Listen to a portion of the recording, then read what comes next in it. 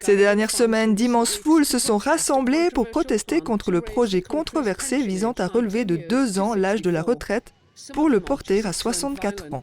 Certains défilés ont tourné à la violence. Si la réforme concerne surtout ceux qui approchent de la retraite, de nombreux jeunes descendent également dans la rue.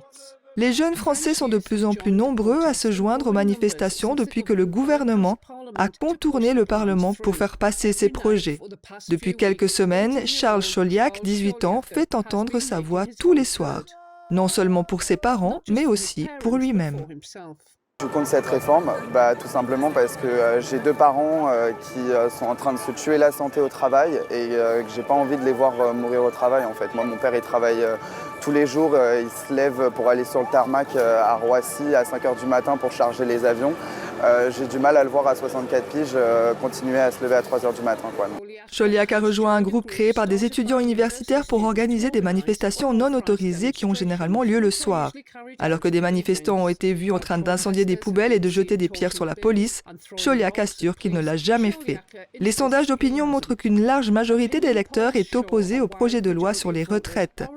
Ils sont en outre irrités par le style de leadership de Macron et par la décision du gouvernement de ne pas procéder au vote parlementaire.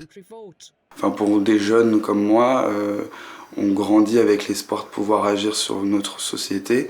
Et quand on voit que de toute façon les décisions sont prises sans consulter les gens qui composent cette société, ça nous enlève toutefois en la possibilité de pouvoir changer les choses.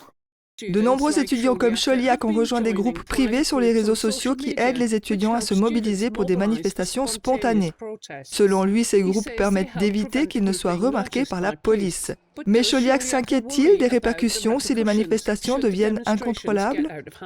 Je me pose quand même la question parce que je sais ce qui peut se passer. Nous aussi, on voit les images et on voit ce qui arrive à nos camarades. Maintenant, ça m'empêcherait pas de me mobiliser, non, ça c'est sûr. Pourquoi ? Parce que je suis tellement révolté que ça surpasse même le fait de potentiellement me mettre en danger.